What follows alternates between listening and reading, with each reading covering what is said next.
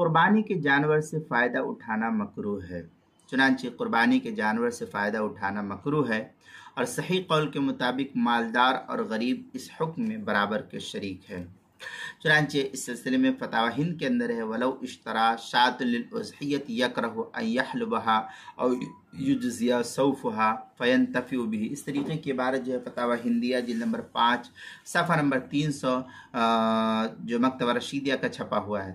آگے ہے وَالصَّحِيحُ أَنَّ الْمُوسِرَ وَالْمُعْسِرَ فِي حَلْبِهَا وَجَزَّ صَوْفُهَا سَوَاءٌ۔ فتاوی ہندیہ جلد نمبر 5 صفحہ نمبر 301، فتاوی شامی جلد نمبر 6 صفحہ نمبر 329، البحر الرائق جلد نمبر 8 صفحہ نمبر 178، بدائع الصنائع جلد نمبر 5 صفحہ نمبر 78 پر اس کو نقل کیا گیا ہے۔